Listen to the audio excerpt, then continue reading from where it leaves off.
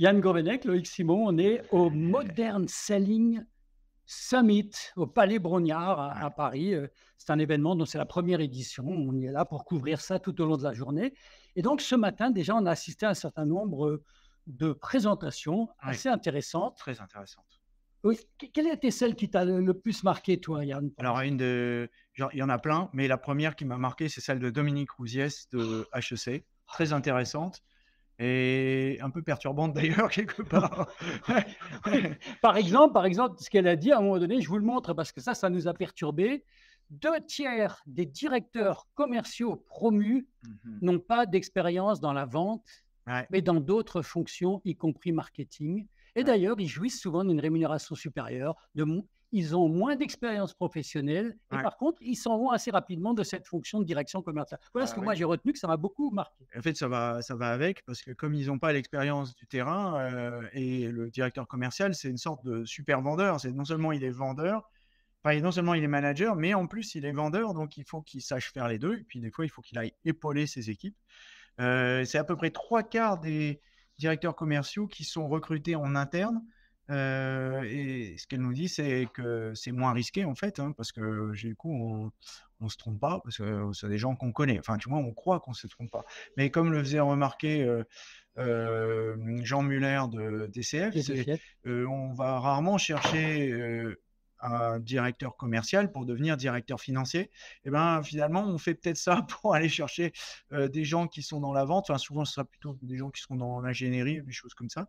Ce qui ne veut pas dire d'ailleurs que les ingénieurs sont de mauvais commerciaux, hein, parce que c'est souvent l'inverse. Mais voilà, il y a du déchet. Et surtout, il y a un impact important sur le taux de rotation des commerciaux parce que finalement, ça leur barre une capacité d'évoluer dans la société, puisqu'on va chercher ailleurs. Et bien Voilà. justement, parmi les conseils que donne Dominique, c'est si vous êtes commercial aujourd'hui, passez par d'autres fonctions Voilà. pour ensuite devenir directeur commercial. Ouais. C'est une des choses qu'elle a C'est recommandées. ce que Alors, j'ai remarqué oui, souvent d'ailleurs, des commerciaux qui passent au marketing pour qu'on puisse, ensuite les nommer, directeurs et commerciaux. alors C'est assez l'histoire du bizarre, hein. turnover, tu vois, où les directeurs commerciaux issus d'une autre fonction partiraient plus vite, elle a dit que c'était parce qu'ils étaient plus fragiles. Il faudra Ouais, vérifier dans l'étude si effectivement c'est ça la conclusion qu'on peut en tirer ou si c'est parce qu'ils vont vite, ce sont des météores qui montent très rapidement, peut-être aussi ça, hein. ouais, Je ne sais pas, il c'est faudra peut-être vérifier parce que ça. c'est parce qu'ils sont plus fragiles, c'est peut-être parce qu'ils ont moins d'expérience, c'est Mmh. aussi parce que c'est un métier qui est exigeant et qui est difficile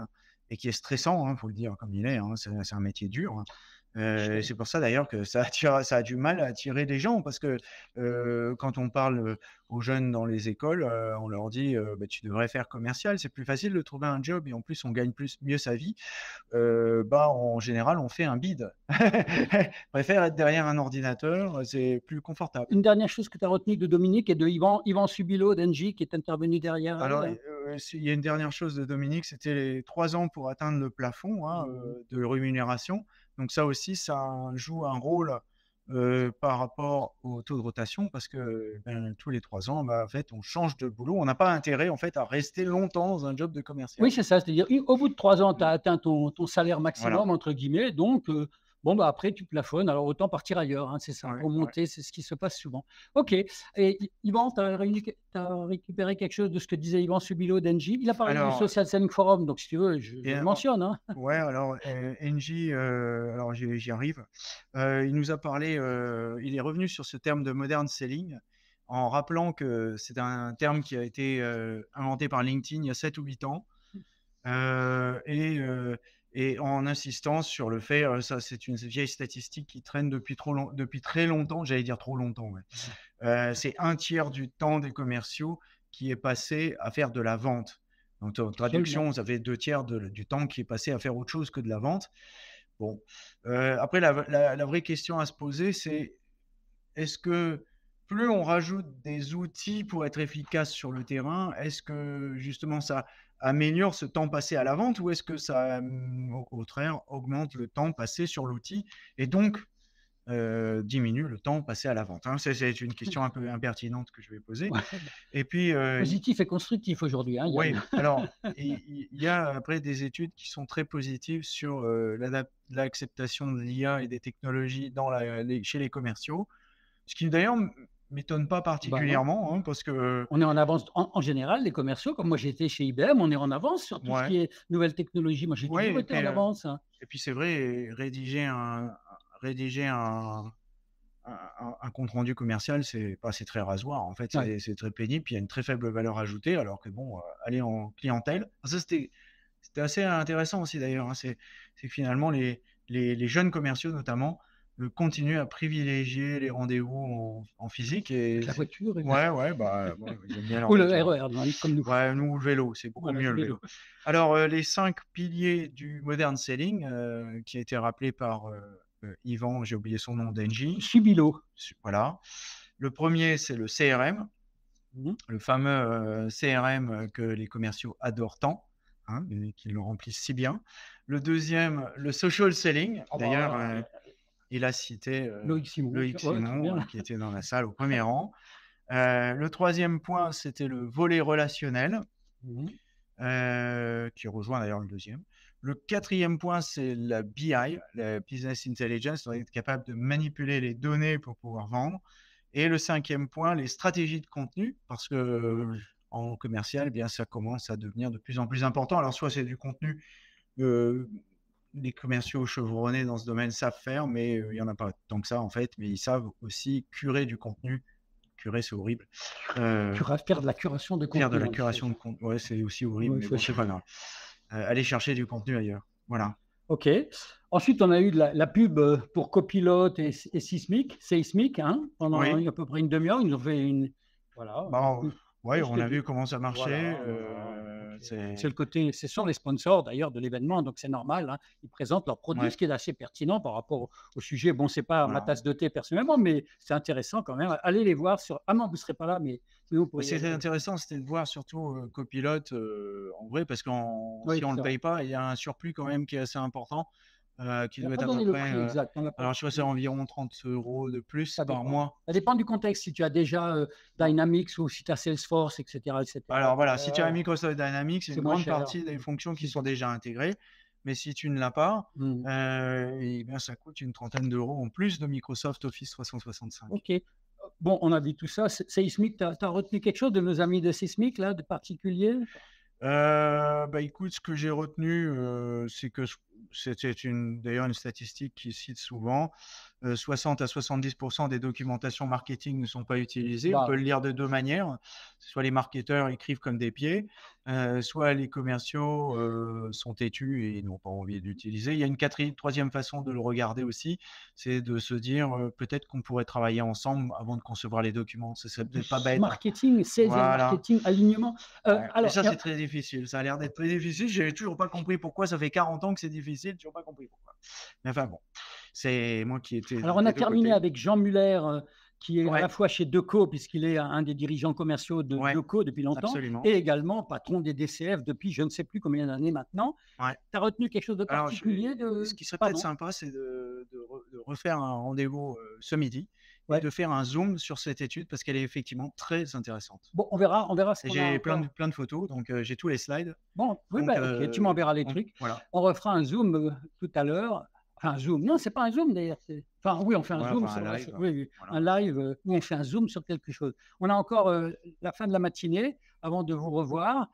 Ben, on en parlera tout à l'heure Ouais, alors, hein? absolument. On va vous laisser, on va prendre, un petit Voilà, on va café. faire une On pause. finit la pause, là, c'est Mmh. la fin. Merci beaucoup à ceux qui verront ça en Ouais. replay ou autre. Et ça, l'IA, ça peut pas aider pour la pause. Non, on peut pas, hein. Non, surtout C'est pas pour la c'est pause, ouais, allez, au revoir. ouais. Bye, à tout à l'heure. Bon, c'est notre, 2e live, en direct du Palais Brongniart où se tient l'événement, Modern Selling Summit que nous couvrons toute la journée avec Yann. Il y a déjà eu un live ce matin, vous pouvez vous y référer. On a parlé de la première partie de la matinée et notamment, une étude très intéressante qu'on vous enjoint de découvrir. On n'avait pas terminé de parler de ce que Jean Muller des DCF, avait partagé. Alors Yann, vas-y, dis-nous en quelques mots. Ah, c'est très intéressant parce qu'on a eu beaucoup de chiffres qui nous ont éclairés sur la situation actuelle, du commerce. Alors déjà, j'ai bien aimé son introduction parce qu'il nous a rappelé, ça peut paraître, un peu anodin comme ça, mais que la fonction commerciale, qui est née au 19e siècle, fin Mmh. du 19e siècle, Pont-à-Mousson, hein? voilà, Voilà. exactement, qui a déjà changé plusieurs fois, alors à commencer par changer avec la voiture, oui, bien sûr. Peut-être même le train d'ailleurs, certainement. Et puis l'informatique, le téléphone, le Radiocom 2000 d'abord, bon, pour ceux qui se souviennent. Et puis aujourd'hui, l'IA s'inscrit en fait dans cette longue suite de transformations.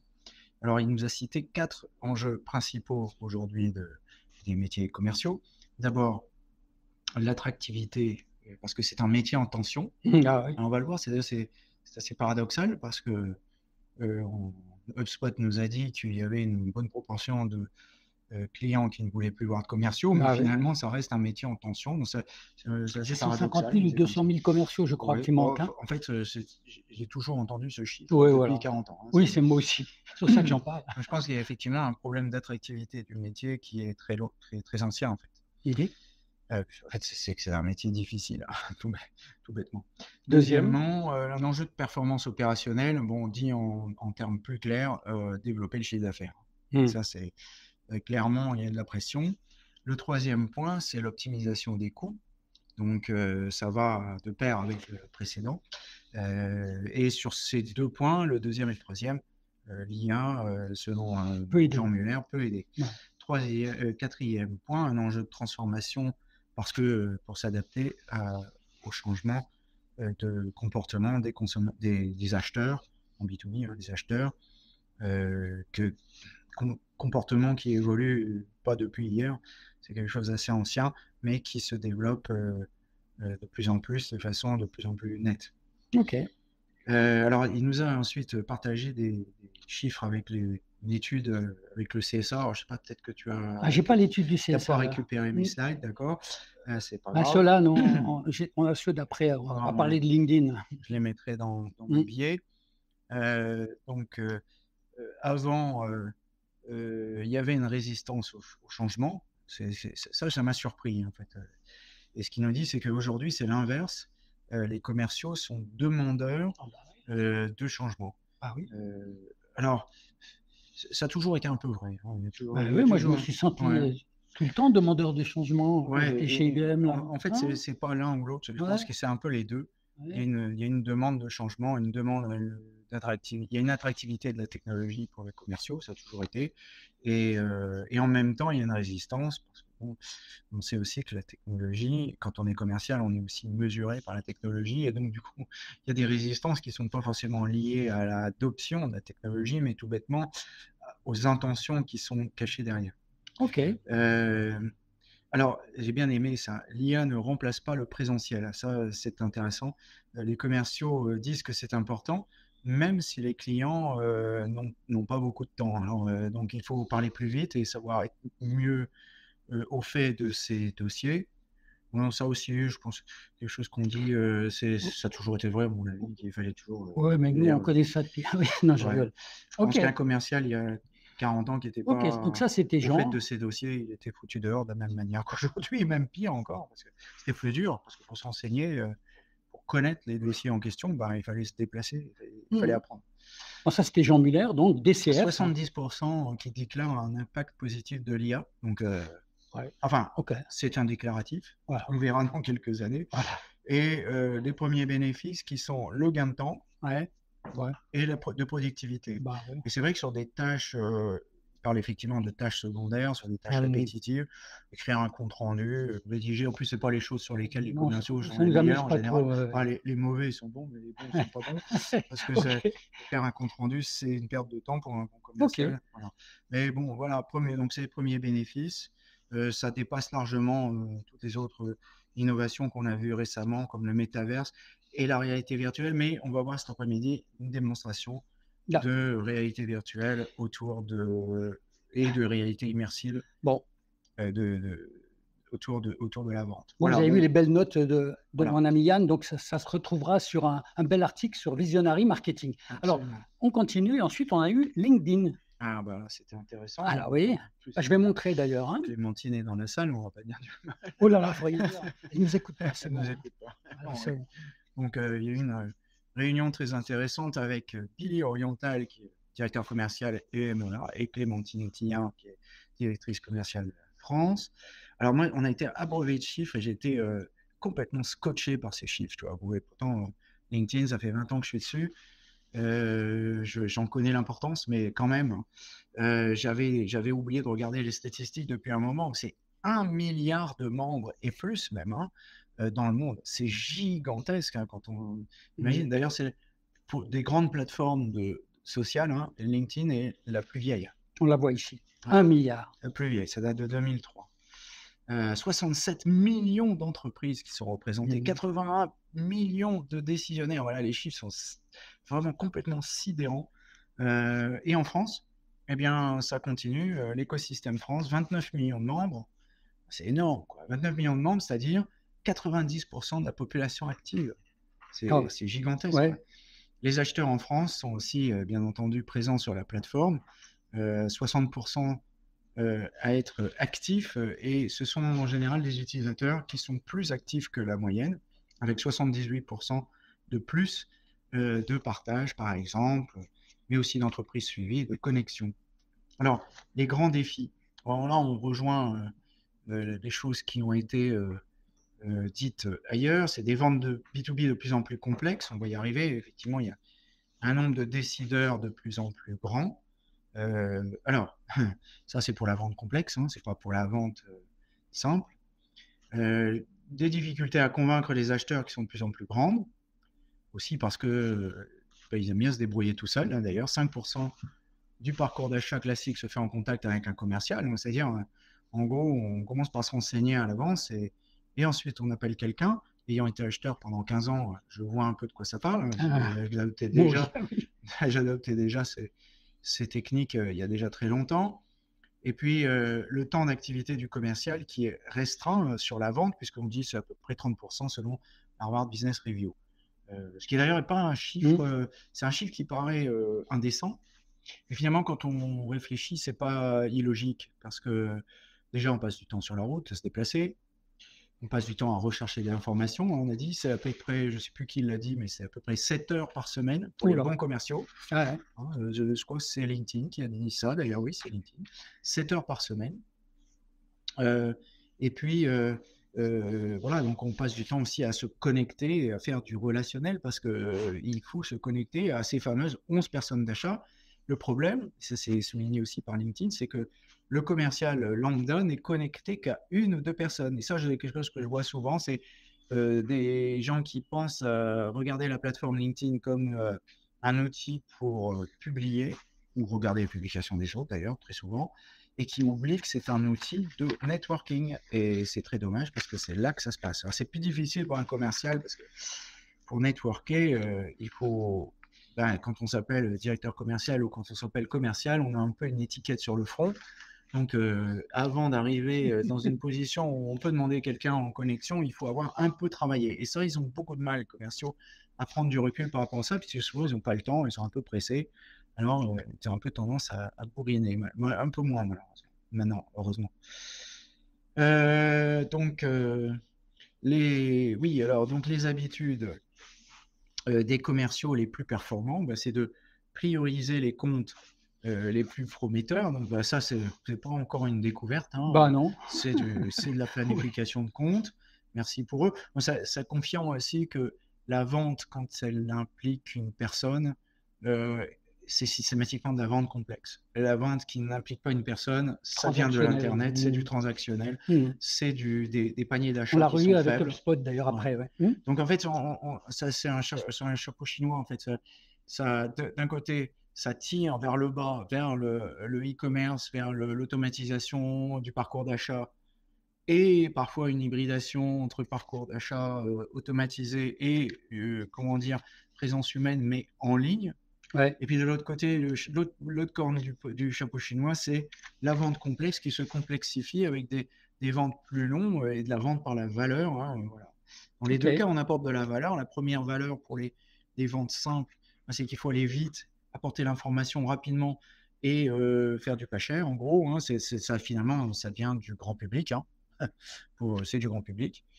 Et de l'autre côté, c'est l'inverse, c'est passer plus de temps sur la valeur et un peu moins sur les offres et plus de temps à résoudre les problèmes des clients. Encore une fois, c'est pas nouveau, on disait ça déjà. Ça a été bien développé par nos amis de HubSpot, ça. Ouais, justement, très bien, cette partie-là. Voilà, alors après, il y a un concept intéressant qui a été Le deep sales. développé, voilà, le Deep Sales. C'est l'alliance, pour simplifier, entre les enjeux de l'acheteur, ce que je viens de décrire, et la maîtrise de la technologie. Ça se décline de trois façons différentes. Simplifier l'intelligence artificielle. Alors, il y a des outils qui sont fournis par LinkedIn comme Account IQ, qui permettent d'améliorer la veille du commercial. Team Link, qui permet de partager les connexions entre personnes d'un même groupe. Voilà. Encore un chiffre qui m'a laissé sur ma chaise, une embauche sur deux où LinkedIn est impliqué dans le monde. Ça me choque pas. C'est énorme, c'est énorme. Et aussi, deuxièmement, l'intégration à Sales Navigator avec des cartes relationnelles. Ça, c'est très important en direction de compte. Donc, LinkedIn devient carrément un outil d'aide à la planification de compte. Ça, c'est intéressant. Et même d'aller détecter au travers de l'IA des intentions d'achat, par intent en anglais, pour pouvoir intégrer directement les clients sous forme de lead. Alors bien entendu, ce sont des signaux faibles, ce ne sont pas des signaux qui doivent être corroborés par l'analyse du commercial, hein, parce que c'est basé sur un comportement en ligne, mais bon, c'est pas forcément... Donc c'était intéressant LinkedIn, hein. On ne dit pas ça parce qu'elle est à côté de nous, là, Yann. Non, on ne dit pas ça. Non, on n'écoute pas. Elle n'écoute pas. Alors, après, il y avait HubSpot qui était aussi très intéressant. Donc, ils nous ont détaillé effectivement quelque chose d'assez cohérent avec ce qu'on vient d'entendre. Cette dichotomie entre, comment dire, les parcours d'achat complexes et les parcours d'achat courts et simples. Ce qu'il faut comprendre, c'est à peine 50% des commerciaux remplissent leurs objectifs. D'ailleurs, je pense que ça ne doit pas trop changer ça sur les années non plus. Ça doit être à peu près pareil. Avec, alors ça, par contre, ça m'a scotché aussi, une démographie qui a beaucoup changé. Ce qui explique aussi pourquoi il faut renouveler ces réseaux. C'est que 64% des acheteurs B2B, selon Forrester, hein, ce sont des millennials ou des zoomers, voilà, des Y et des Z, là, des jeunes en gros. Pas nous, quoi. Voilà, donc si on est vieux, il faut se mettre à la page, il faut se mettre à danser sur TikTok. Voilà, c'est ce que je fais. Voilà, absolument. Et alors, 54% qui préfèrent carrément chanter le commercial et qui préfèrent aller chercher en libre service. Bien entendu, ça s'applique surtout aux petits paniers d'achat. Hein. Si au-dessus de 10 000 €, ça paraît quand même déjà plus compliqué. C'était pas mal, ça. Bah ouais, c'est une révolution de la vente en B2B à laquelle on était préparé déjà depuis un moment, puisque Forrester avait sorti son fameux rapport en 2015, maintenant, Death of a B2B Salesman, il y a presque 10 ans. Mais en fait, il s'était complètement trompé sur les dates, mais il ne s'était pas trompé sur le diagnostic. Sur la tendance. Bon, on va vous retrouver après les prochaines sessions, là, parce que là, il est 13h30. On va reprendre avec une personne que tu veux absolument écouter, Yann. Hein. Oui, alors il y a deux personnes. Il y a j'ai oublié son nom. Voilà, bon, on vous en reparlera tout à l'heure. On vous laisse pour l'instant. Il y a Hotman, voilà. Hotman qui va nous parler de réalité virtuelle. Voilà. Et puis, il y a une autre personne, c'est Anaïs Guesli. Anaïs, voilà. Anaïs qui a lancé une initiative. Elle est employée chez Microsoft, mais elle a lancé une initiative personnelle qui est absolument géniale sur Internet. C'est top. OK. Bon, à tout à l'heure. Bye. Bonsoir Yann. Bonsoir Loïc, c'est la troisième fois. C'est le troisième live de la journée, on est le 4 avril, c'est le Modern Selling Summit au Palais Brognard et on a terminé l'après-midi avec de nouveau un certain nombre de présentations sur différents thèmes.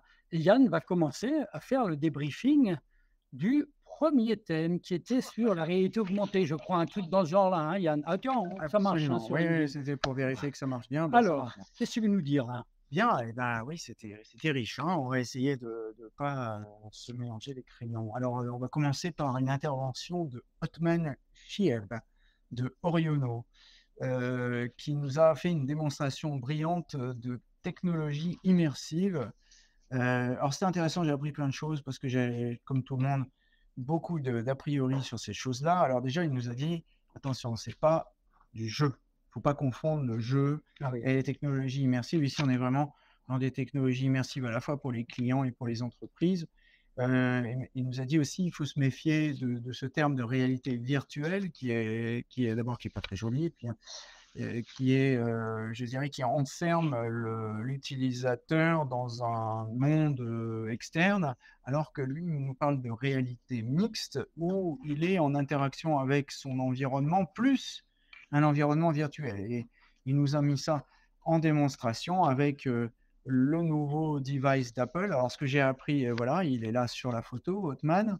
Alors, avec son harnachement. Alors, on voit ses yeux, d'ailleurs. Hein, on ne voit pas très bien sur la photo, mais on voit ses yeux. Et lui nous voit, d'ailleurs. Il nous a mis sur l'écran ici à gauche. Donc, avec en plus, bon, il avait fait un exemple de turbine pour montrer une utilisation dans une présentation, un peu comme si c'était un PowerPoint en 3D, quoi. Hein. C'était assez intéressant. Bon, je dis pas que je m'y mettrai tout de suite, mais pourquoi pas, et il faudra tester. Et t'es le seul qu'on voit pas là, il y a moi. Absolument. Moi, je suis derrière, mais et effectivement, il y a ce qu'ils appellent des personas chez Apple. En fait, ce sont ce qu'on appelait avant des avatars, sauf que ce sont de vrais avatars très réalistes, hein, qui suivent tous les mouvements de la personne derrière son masque. Donc, alors, ce qu'il faut bien comprendre, et ça, c'est ce que j'ai appris aussi en discutant avec lui. D'ailleurs, j'ai même, je mettrai dans l'article la vidéo interview que j'ai faite avec lui. Hein. C'est que en fait, ce casque, c'est pas un produit fini, quoi. En fait, c'est un produit pour les développeurs, pour montrer la faisabilité. Hein, c'est une preuve de concept.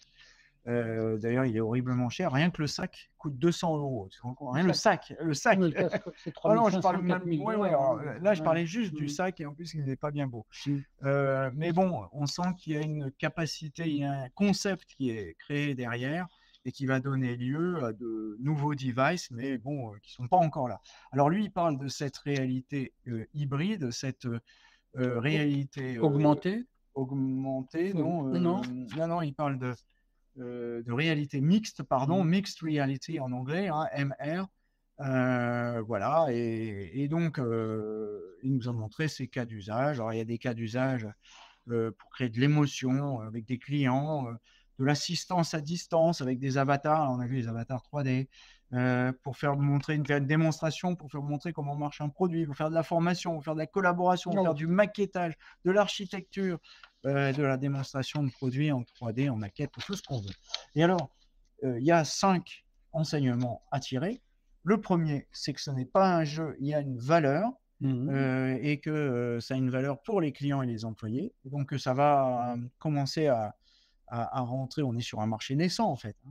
Le deuxième point, c'est que ça permet de collecter de la donnée, parce qu'au moment où l'utilisateur, le client ou l'employé interagit sur sa machine, eh bien, on peut capter de la donnée au travers de ça.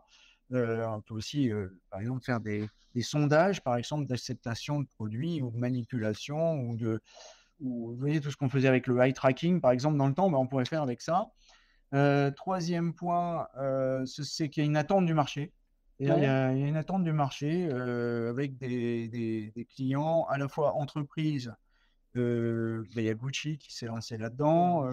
Il y a ce côté émotionnel a l'air d'intéresser les gens. Bon, c'est Apple, hein, ils arrivent à faire décoller un truc qui est, je veux dire, vieux comme le monde, parce que moi, depuis le temps que je fais de l'Internet, depuis 30 ans, j'entends parler de réalité virtuelle. C'est vrai. Et j'ai vu les premières machines, c'était au Trocadéro à Londres, dans les années 95, ouais, à peu près. Mais déjà des jeux en réalité virtuelle dans le grand Moi, public. j'avais des choses qui me faisaient un petit peu vomir. Ouais, c'est ça. Ouais. C'est aussi peut-être un des poncifs qu'on sort tout le temps. Bah ouais, Le quatrième point, c'est que tout tout est là pour Mm. essayer. Donc, Ouais. c'est-à-dire, en fait, c'est typique sur ce genre de marché, il faut qu'il y ait un alignement des planètes entre les C'est ça. hardware, le software, Les services. la demande du client, l'offre, les logiciels, enfin tout, voilà, tout ça c'est en place. C'est pas mûr, mais c'est en place. Et puis le cinquième point, c'est qu'il y a, alors là, c'était les possibilités sans limite avec l'IA générative. C'est un petit peu moins clair pour moi. Mais bon, vous pouvez écouter la vidéo, Hotman explique ça. Et alors, donc, sa conclusion, c'est qu'il faut tester. Tester, Voilà. d'ailleurs, il le dit 3 fois. Voilà, il faut tester. Faut tester. Bon, J'avoue que c'était intéressant. Moi, c'est pas ma tasse de thé, mais c'était bien. À 3 000 € le bignou, quand même, je vais peut-être tester un nouvel ordinateur. Je ne sais pas. Alors ensuite, on a une présentation de Carole Poilrat, ou Poilrat, je ne sais pas comment on dit, sur l'intelligence émotionnelle. et qui nous expliquait que, ben, en fait, tout n'est pas, on parle d'intelligence artificielle qui est censée faire des raisonnements, résoudre des problèmes, mais d'abord, tout n'est pas un problème et tout n'est pas un raisonnement. Et elle nous a rappelé que Descartes, pour reprendre les mots d'Antonio Damasio, Damasio. avait tort. Hein, Oui. c'est son titre de son bouquin, c'est L'erreur de Descartes. Hein, il dit, c'est pas je pense donc je suis, mais je ressens donc je suis. Voilà. Et elle a insisté sur les 3 états du cerveau, pas que je me trompe. Il y a le cerveau. Attends, je le montre là, voilà. Ça, voilà. Sur l'intelligence, alors d'abord, ça commence par le cerveau cortical, c'est celui qui est lié à l'intelligence rationnelle. Hein, c'est le cogito ergo sum de Descartes, mais qu'en fait, très peu de choses, en fait, oui, bien sûr, on raisonne, on est capable de raisonner, mais qu'en fait, ce qu'elle nous a démontré, c'est que les décisions, y compris en B2B, je rajouterais même surtout en B2B, sont des décisions émotionnelles et de ressenti. Donc il y a 2 choses. Il y a l'émotion, qui est le cerveau limbique, hein, c'est qu'est-ce que ça me crée de la joie, de l'anticipation, du désir, etc. Et puis l'intelligence situationnelle, qui est le cerveau reptilien, qui est lié, soi-disant, aux intestins. Je ne suis pas expert, hein, donc je dis soi-disant, mais je lui fais confiance. Effectivement, ça fait référence à l'expression je l'ai dans les tripes. Voilà. C'est ça. Je me méfie des fois des expressions, comment dire, populaires comme ça, parce qu'elles ont souvent une partie de vrai. Hein, donc, voilà. Donc, C'était bien cette histoire d'intelligence émotionnelle dans la journée, hein, ouais. pour faire le contrepoids avec l'intelligence artificielle dont on a parlé une Absolument. bonne partie de la journée. Voilà. Hein. Et alors donc, elle nous a donné ses conseils. Que doit faire le commercial dans cet environnement? Eh bien, il doit avoir des points de vue tranchés, hein, déjà, parce que c'est comme ça qu'on crée l'émotion. Elle nous a rappelé à juste titre que les clients détestent les yes men, ils détestent les gens qui disent toujours oui, qui sont gentils. J'ai vu mon ami Michel Fless qui est accepté, qui est liké notre dernière vidéo. J'ai travaillé avec Michel comme commercial, très mauvais commercial d'ailleurs, chez Philips. Lui, il était très bon, mais moi, il était très mauvais. Et j'ai appris beaucoup de choses à ses côtés d'ailleurs. Moi, j'étais bon. Hein, et moi, j'étais très, très mauvais. Je disais toujours oui aux clients, à tel point que les clients appelaient notre patron pour se plaindre parce que j'étais trop gentil. Alors que moi, j'étais un challenger sales, comme dirait. Hein, après, j'ai fini par être un peu plus méchant, j'étais plus content. Deuxième point, ils aiment les choses qui sont chiffrées, qui sont étayées, parce que c'est pareil, ça crée un choc. Le troisième point, c'est de répéter ce que les gens disent, parce que en fait, c'est la fameuse le fameux point qui veut que quelqu'un de sympathique, c'est quelqu'un qui s'intéresse à toi. Donc, si tu répètes quelque chose qu'il a dit, et là, il a l'impression d'être très intelligent d'un seul coup. Bon, enfin, c'est mieux de le penser aussi. Quatrième point, storytelling. Bon, le storytelling, pourquoi? Alors là, elle nous a enjoint à ne pas mettre de mots sur les slides, de mettre des images, uniquement des images. Voilà, il y a différentes écoles là, hein, mais enfin bon, ok, admettons. C'est vrai que quand il y a beaucoup de phrases, on a du mal à lire. Mais là, pour les montrer, c'est bien quand il y a quand même quelques mots, tu vois. Ouais. Hein, là. Oh. Ouais, moi, j'aime bien, quand il y a quelques mots écrits. Ouais. Okay. Ça dépend, en fait. Et j'avais un ami qui est professeur à Dauphine, et il me disait, quand je veux montrer quelque chose de rationnel, je montre une image. Et quand je veux montrer quelque chose non, c'est l'inverse. Oui, parce que quand je veux montrer quelque chose de pas rationnel, je mets plein de mots partout. C'est ça. Et c'est une manière peut-être de choquer, de trancher par rapport aux autres. C'était sa technique. Mais je crois qu'elle ça noie le poisson d'ailleurs. Non, mais elle n'est pas idiote, sa technique. Hein. Moi, je vois, donc ça, c'était... Et le dernier point, c'était de raconter des histoires qui se terminent bien. Ah bah, il nous a dit pourquoi raconter des histoires, pourquoi on aime tant les histoires. Et c'est toi qui as répondu d'ailleurs. Parce que ça nous rappelle notre petite enfance. Voilà. Ceux qui ont eu des parents. Et voilà, moi, on m'a raconté des histoires. Maintenant, c'est les marketeurs qui nous racontent des histoires. Hein. Non, bah, bon, bref.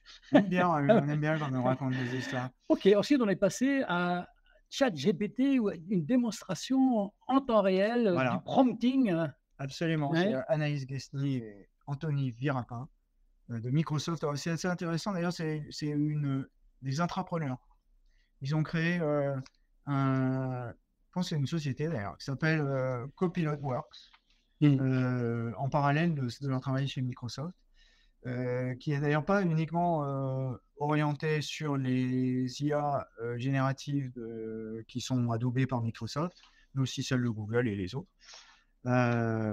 Et ils nous ont fait une démonstration de prompt en nous montrant qu'un prompt n'était pas une recherche sur Internet. Je suis fatigué de le dire, mais bon, quoique de plus en plus, il existe des outils hybrides comme Perplexity.ai, mais même aussi Copilot d'ailleurs de Microsoft, alors pas celui qui est sur Office, mais celui qu'on trouve sur le mobile, qui est capable aussi de faire un peu comme Perplexity.ai. Et il y a du pour, il y a du contre, mais bon, Gemini le fait aussi. Alors, ils nous ont fait une démonstration dans différents cas concrets. Ils avaient préparé leur prompt. Alors, C'est du copier-coller Ouais. de textes qu'ils avaient préparé. Ouais. Voilà, mais c'est pas neutre, hein, parce que finalement, qu'est-ce que ça voulait dire? Ça voulait dire que finalement, faire un prompt, c'est pas très simple. Non. Et là, je suis d'accord. En fait, ça demande de la préparation, ça demande du temps. Alors moi, je vais vous donner mon astuce. Pour faire un prompt, je lance une idée. Je trouve ça très pénible de faire un prompt de 200 ou 300 mots, c'est très très pénible. Puis on fait des fautes de frappe, il faut retaper. Enfin, d'ailleurs, je le fais souvent en vocal tellement ça m'ennuie. Et comme ça m'ennuie un peu, je fais un prompt relativement basique et je demande par exemple, à GPT de me faire des propositions de prompt pour aller les mettre dans Midjourney. Ou alors je fais des propositions de prompt, je demande à ChatGPT de générer des images, mais comme j'aime pas trop son look, je le sors, je le remets dans Midjourney, je demande à Midjourney de m'en redéduire un prompt, parce que Midjourney, à partir d'une image, est capable de redéduire un prompt. Ça demande du travail, en fait. Mais c'est pour ça que je le fais pas. Ouais. Mais bon, moi, je le fais parce que là, surtout sur les images, il y a une vraie valeur ajoutée. Si tu veux, ça te permet de faire des choses que tu ne peux pas faire autrement. Alors, après, il ne faut pas abuser des bonnes choses, pas en faire trop. Il faut varier les plaisirs. Il faut mélanger les images normales, les images de son stock et les images de stock, des images externes, des photos qu'on prend, des vraies photos, et puis des dessins. Moi, j'aime beaucoup les dessins parce que c'est plus humain. Et puis de temps en temps, une petite illustration. Là, par exemple, je voulais faire une allégorie de la justice, une allégorie de la prudence, là, suite à une présentation de Jean-Gabriel Ganassia. Eh bien, je me suis servi de Midjourney, mais j'ai passé du temps sur les prompts pour arriver à sortir des images de qualité qui ne soient pas, tu sais, avec des couleurs criardes horribles. Là, il fallait que ça soit joli. Alors bon, j'ai prompté. Alors j'ai mes petites astuces. Hein. Il va vous faire la démo la prochaine fois, Yann. Alors, des switches tout faits. Alors, j'ai même des raccourcis pour ne pas écrire les switches. Enfin, bon, ils ont pris des scénarios marketing et commerciaux qui dialoguaient entre eux dans un esprit de marketing d'ailleurs, hein, plus ou moins. Ouais. Voilà. Et on a terminé. Bon, ils nous ont bien précisé à juste titre qu'il faut travailler sur ces prompts parce que c'est du bruit de décoffrage. Alors surtout, n'envoyez pas. On a vu un exemple de prompt pour LinkedIn, qui est là d'ailleurs. Je vous montrer. Voilà. Alors, on ne voit pas très bien parce que. Voilà. À mon avis, il faut faire ça pour justement ne pas le faire. C'est un peu fait d'ailleurs ma copine Martine Le Jossec. Ah bon, elle fait ça quand elle veut faire sa newsletter, elle demande à ChatGPT de lui faire quelque chose et elle suit le conseil de Véronique Poilera. Elle tranche, c'est-à-dire qu'elle prend le truc de ChatGPT et elle fait l'inverse. Là, c'était des messages LinkedIn en fait. Hein, c'était des messages LinkedIn. Mais c'est trop stéréotypé. En tant que directeur commercial, l'optimisation de vos stratégies de vente avec l'IA générative pourrait vous intéresser. Copilot Works propose des formations spécifiques pour transformer l'efficacité de vos équipes. Discutons de comment préparer votre force de vente pour demain. Bourrin, ça, non? C'est complètement bourrin. Ça arrive, c'est une proposition qui arrive alors que j'ai rien demandé. Si, peut-être que là. Hein, c'est un peu. Il y avait leurs 5 personnages, les responsables marketing. C'est trop verbeux. Donc il faut retravailler. Mais bon, leur truc était sympa quand même. C'était sympa. C'était bien. C'était très sympa, il n'y a pas de problème. Et ils nous ont bien alertés sur les bonnes choses. Ouais. D'ailleurs, finalement, si ça montre une chose, c'est que c'est pas si instantané que ça. Ça prend du temps. Voilà.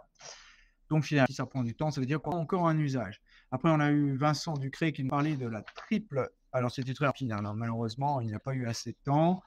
La accélération, accélération IA, accélération digitale, accélération développement durable Développement et au sens, la organisation. société se développe, hein.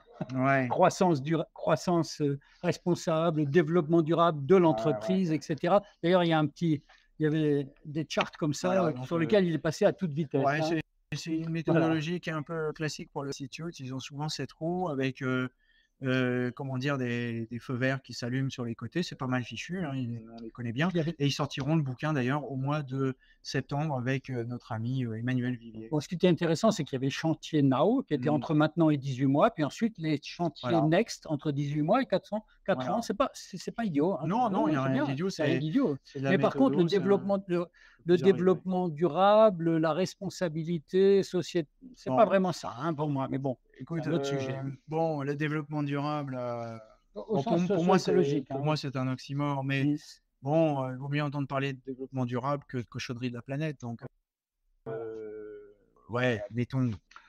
Bon, si on résume l'événement d'aujourd'hui, Yann, quel est ton ressenti de ce premier Modern Selling Summit? Eh bien, moi, j'ai appris pas mal de choses.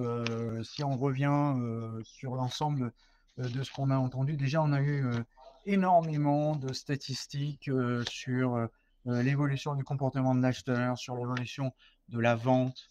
On a vu que la vente était en pleine reconfiguration. Transformation, ouais. Il y a vraiment une polarisation. D'un côté, la simplification vers comment dire, les circuits simples et courts, et puis de l'autre côté, les circuits très complexes. Donc finalement, en fait, ce qui va rester pour les vendeurs, c'est la vente complexe.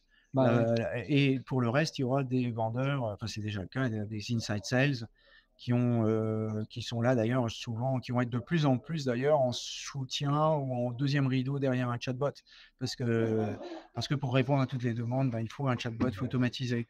Ensuite, une chose qui m'a frappé, c'est le renouvellement, et ça, je le vis très bien, le renouvellement du personnel des clients, puisque c'est à peu près 60% qui sont des générations jeunes X, Y, Z, pardon, pas X, Y, mais Y et Z.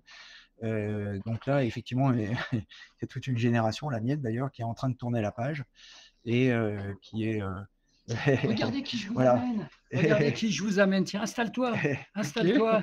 T'es là, on était Et en train voilà. de terminer le live, notre troisième live de la journée. Tu vois. Et pour conclure, ce qu'on a appris avec Sébastien, eh bien, c'est que l'événement allait donner naissance aussi à une communauté qui va se poursuivre comment dire, en continu, hein, 365 jours. Voilà, et je te laisse présenter ça. Ton ressenti aussi pour cette journée, toi?